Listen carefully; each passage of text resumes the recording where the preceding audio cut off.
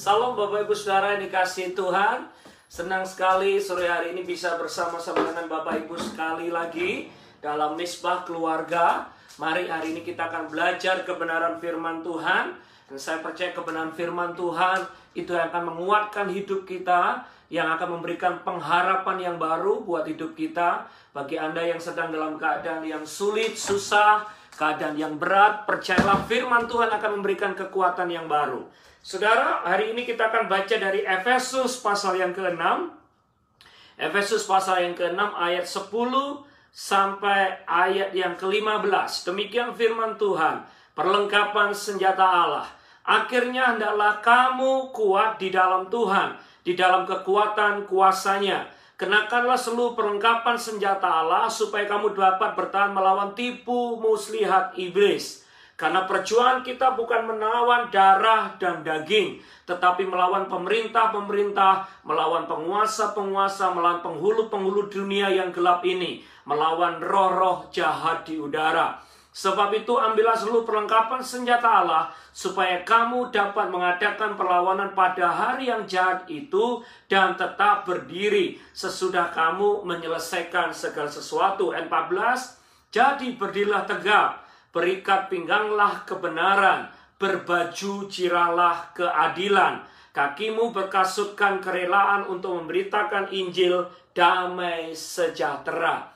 Bapak Ibu Saudara, waktu COVID-19 atau krisis ekonomi ini terjadi, banyak orang yang berdebat atau bertanya, COVID-19 virus corona ini dari siapa ya? Apakah ini hukuman dari Tuhan?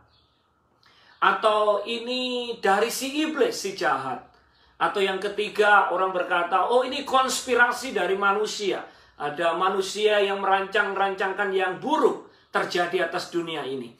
Nah Bapak Ibu Saudara, perdebatan terjadi sampai sekarang. Entah dari Tuhan, atau COVID ini hukuman dari Tuhan, COVID ini dari manusia, atau COVID ini saudara karena gejala alam dan sebagainya. Terjadilah perdebatan sampai sekarang. Dan belum ada jawabannya, saya perlu tahu. Ya, saya melihat ada beberapa orang punya persepsi yang lain-lain.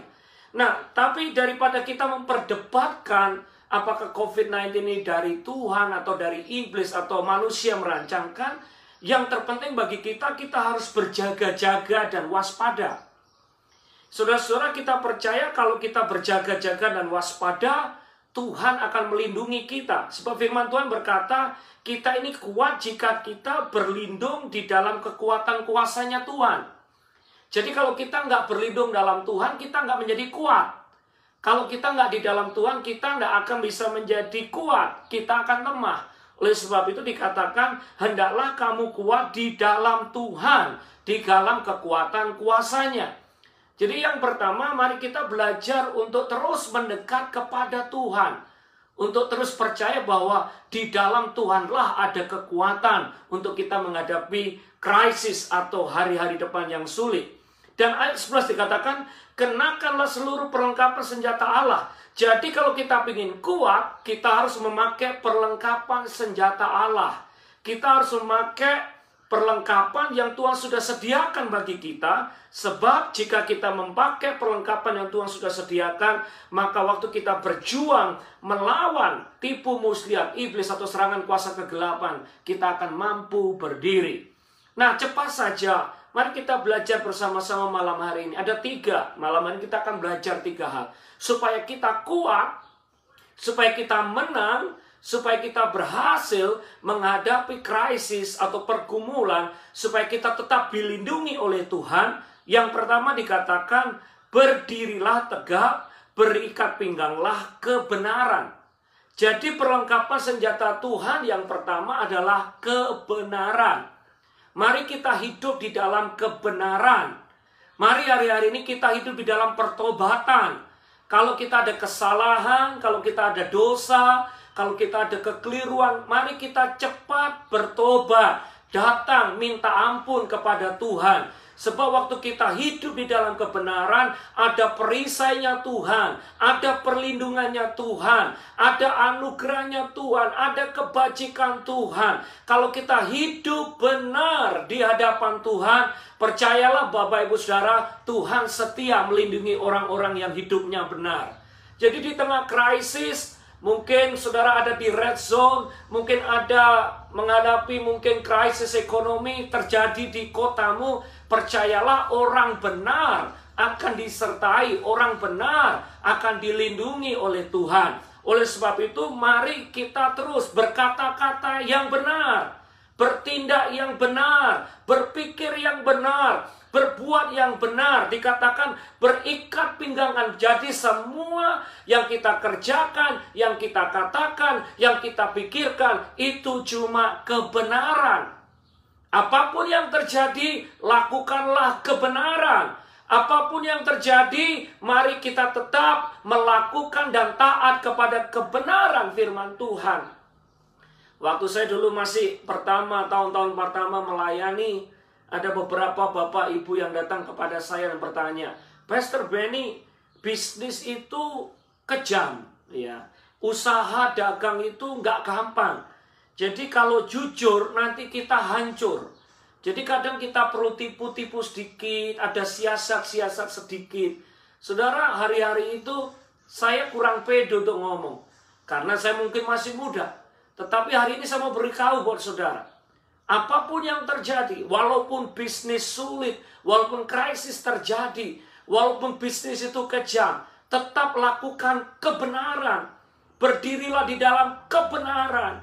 Bisnis yang benar, usaha yang benar. Jangan menipu, jangan mengelabui orang. Tetap katakan, lakukan yang benar. Sebab berkat itu datangnya dari Tuhan dan diberikan kepada orang-orang yang benar. Cerita Yusuf, saudara, dalam kitab Kejadian. Walaupun dia harus masuk penjara, dia tetap berkata yang benar. Walaupun dia dikodain oleh istri Potifar, dia tetap melakukan yang benar. Walaupun dia harus dimasukkan dalam penjara, dianiaya bukan karena dia salah. Saudara, dia tetap bertahan untuk melakukan kebenaran. Dan apa yang terjadi? Waktu dia tetap bertahan dalam kebenaran, melakukan kebenaran, berkata-kata yang benar, Alkitab katakan hidupnya diberkati, hidupnya diangkat oleh Tuhan. Hari-hari ini apapun resikonya, lakukan yang benar. Ataupun secara manusia engkau nggak untung banyak, nggak apa-apa. Bisnislah yang benar, karena Tuhan akan menghargai kebenaran dan Tuhan akan memberkati orang-orang yang mau hidup di dalam kebenaran. Bapak Ibu Saudara, mari hidup benar, melakukan yang benar, berpikir yang benar, berkata-kata yang benar. Yang kedua, saudara-saudara, dikatakan Alkitab berbaju jirahkan keadilan. Jadi perlengkapan senjata Tuhan yang kedua adalah berbaju jirah keadilan. Marilah hidup benar. Yang kedua, marilah hidup adil. Saudara-saudara, hidup adil itu kalau saya boleh sampaikan dengan cara yang gampang adalah berapa banyak, saudara-saudara, kadang kita tidak adil menilai seseorang dari luarnya saja. Menilai seseorang bukan dari karakternya, kepribadiannya, tapi sering kita menilai seseorang hanya dari kulitnya saja. Saya tinggal di kota Philadelphia. Saya tinggal di kota besar, penduduk kota ini hampir 2 juta. Dari segala bangsa. Saudara-saudara, orang kulit putih hampir 50% di sini. Orang kulit hitam hampir 50% juga. Spanish, saudara-saudara, Asian, dari segala bangsa ada di kota ini. Nah, kadang kita tidak adil jujur. Kita menganggap, oh suku bangsa ini karena warna kulitnya begini, berarti dia nomor kedua atau nomor ketiga. Oh, karena suku bangsa ini, warna kulitnya ini, berarti dia keren, nomor 1. Enggak, saudara-saudara. Tuhan itu mencintai segala bangsa. Tuhan itu menyayangi segala bangsa. Justice is for all the nations. Keadilan itu untuk semua bangsa. Keadilan itu untuk semua suku bangsa. Jangan kita menghakimi, jangan kita melihat, jangan kita meremehkan seseorang karena warna kulitnya. Jangan kita menganggap rendah karena mungkin dia tidak sama dengan kita. Bapak Ibu Saudara, itu namanya tidak adil. Yang Tuhan mau adalah kita menghargai seseorang, yang Tuhan mau kita menghargai mereka karena mereka disayangi dan dikasihi oleh Tuhan. Jadi biarlah kita adil, biarlah kita menghargai seseorang bukan dari apa yang kelihatan, tetapi apa yang menjadi kepribadian dari hidup mereka. Banyak loh saudara-saudara, yang warna kulitnya mungkin bagus, tetapi kepribadiannya tidak bagus. Yang Tuhan lihat bukan yang ada di luar, tetapi yang ada di dalam. Dan hari-hari ini mari kita memperlakukan orang-orang di sekeliling kita dengan adil. Jangan memperlakukan mereka karena mungkin sesama suku bangsa, atau sesama warna kulit, atau sebagainya dan sebagainya. Mari perlakukan, mari hormati orang-orang di sekeliling kita karena kepribadiannya. Mari kita berbuat adil. Kalau ada yang susah, kalau ada yang miskin, kalau ada yang kekurangan, mari kita tolong, mari kita help, mari kita hargai mereka. Karena saya percaya mereka juga dicintai dan disayangi oleh Tuhan. Saudara, we have to do justice. Kita harus adil. Kita nggak boleh membeda-bedakan orang dari warna kulit, dari suku bangsa. Karena Tuhan cinta segala bangsa. Ada lagu berkata, Tuhan cinta segala bangsa di dunia. Saudara, orang Afrika percaya loh, kalau Tuhan Yesus itu orangnya kulit hitam. Termasuk teman-teman kita yang di Papua juga percaya, kalau Tuhan Yesus itu orang kulit hitam.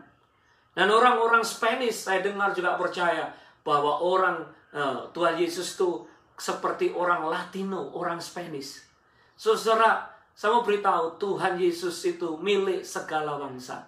Dia cinta segala bangsa dan dia cinta segala warna kulit. Mari kita adil, perlakukan setiap orang seperti Tuhan memperlakukan mereka. Kalau saudara adil dalam perbuatanmu, adil dalam sikapmu, percayalah, engkau akan dilindungi dan diberkati oleh Tuhan. Karena orang yang memegang keadilan, orang yang berjalan dalam keadilan, akan melihat karya Tuhan dinyatakan di dalam hidupnya. Dan yang terakhir, malam ini kita belajar 3 hal. Baju jirah keadilan. Yang ketiga adalah yang ketiga adalah berkasut kerelaan untuk memberitakan Injil. Jadi yang pertama adalah hidup dalam kebenaran, yang kedua hidup dalam keadilan, dan yang terakhir adalah memberitakan Injil. Jadi supaya kita kuat, kita harus memberitakan Injil. Bapak Ibu Saudara, Injil itu dalam bahasa yang lain, saya terjemahkan atau saya dengar tentang bahasa namanya good news. Atau kata lain namanya good news. Injil itu good news, bukan bad news. Hari-hari ini saya mendengar banyak tentang bad news. Buka koran, bad news. Buka berita, bad news. Buka WhatsApp group, isinya bad news. Hari-hari ini yang Tuhan mau di saat krisis, di saat tantangan pergumulan terjadi, mari kita memberitakan good news. Itu yang akan membuat saudara kuat dan strong. Jadi kalau saudara beritakan good news, Anda akan mendapatkan kekuatan dari Tuhan. Saudara-saudara, teroris itu tugasnya atau yang dilakukan adalah biasanya menakut-nakutin. Jadi kalau ada teroris di Indonesia meledakkan bom, atau menghancurkan satu mall atau gereja, goalnya adalah menakut-nakutin. Goalnya adalah menimbulkan ketakutan, kekacauan, sehingga seluruh bangsa jadi takut. Saudara-saudara, maaf, saya mendengar ada beberapa pendeta ngomong, sekarang ada beberapa orang yang secara tidak langsung menjadi teroris. Karena apa? Kita selalu forward WhatsApp group yang menakut-nakutin. Bahkan beberapa orang kok seneng ya kasih WhatsApp message yang negatif. Begitu dapat message yang negatif, cepat di forward kemana-mana, cepat di sana, supaya orang jadi takut, supaya orang jadi nervous, supaya saudara-saudara itu seperti teroris. Jangan kita menjadi teroris di sosial media. Jangan yang kita forward adalah berita-berita yang menakutkan. Jangan yang kita forward berita-berita hoax yang menimbulkan ketakutan. Itu teroris, itu spiritnya teroris. Spiritnya anak Tuhan, rohnya anak Tuhan adalah memberitakan good news. Mari anak-anak Tuhan, Mari hamba-hamba Tuhan yang ada di sana, mari anak-anak Tuhan yang cinta Tuhan, memiliki spirit, memiliki roh yang memberitakan Injil, memberitakan good news. Jangan sampaikan, jangan forward berita-berita yang negatif, itu teroris. Kalau anak Tuhan sampaikan good news, kalau teroris sampaikan bad news. Saya koreksi diri saya, Tuhan jangan sampai saya forward berita-berita, berita-berita yang nggak benar, karena itu teroris. Mari jadi anak Tuhan, saudara-saudara. Di luar sana banyak orang yang takut. Di luar sana banyak orang yang sakit. Di luar sana banyak orang kepepet. Loh, kenapa kita beritakan yang negatif? Kenapa kita justru menakut-nakuti? Seharusnya kita saling membangun. Seharusnya kita beritakan Injil, good news, membangun. Supaya banyak orang yang takut, orang yang sakit, disembuhkan dan dipulihkan. Stop, saudara-saudara. Jangan beritakan bad news lagi. Jangan memiliki spirit of terrorist. Mari kita memiliki spiritnya Tuhan, yaitu memberitakan Injil. Bapak Ibu Saudara, sore hari ini 3 hal saja. Kalau kita ingin kuat, mari kita memakai perlengkapan senjata Allah. Yang pertama adalah hidup dalam kebenaran. Apapun yang terjadi, hidup dalam kebenaran. Yang kedua, mari kita hidup dalam keadilan. Adil, saudara. Memperlakukan semua orang, mencintai semua orang, tidak membeda-bedakan seseorang, tidak menutup mata untuk seseorang. Semua Tuhan cintai, Tuhan cinta segala bangsa. Dan yang terakhir, beritakan good news. Sampaikan good news. Jangan menjadi teroris yang menyebarkan ketakutan dan kekhawatiran. Tetapi mari kita sebarkan good news. Berita baik daripada Tuhan. Orang yang hidup dalam kebenaran, orang yang hidup dalam keadilan, dan orang yang memberitakan good news atau memberitakan Injil, hidupnya akan diberkati, dilindungi, dan disertai Tuhan. Dan kita semua akan lolos dari krisis yang terjadi hari-hari ini. Tuhan Yesus memberkati. Mari kita berdoa bersama-sama. Bapa, terima kasih. Kami kuat hanya di dalam Tuhan. Kami tidak kuat kalau kami di luar Tuhan. Biarlah hari ini kami belajar sekali lagi untuk mengandalkan Tuhan, hidup dalam Tuhan, dan terus memakai baju jirah kebenaran, hidup di dalam keadilan, dan juga berkasutkan memberitakan Injil. Karena kami percaya waktu kami hidup dalam kebenaran, keadilan, dan memberitakan Injil, berkat Tuhan melimpah-limpah atas hidup kami. Berkati pemirsa yang ada di rumah-rumah, berkati hidup dan keluarga mereka. Dalam nama Yesus kami berdoa dan mengucap syukur. Haleluya. Amin. God bless you. Tuhan Yesus berkati.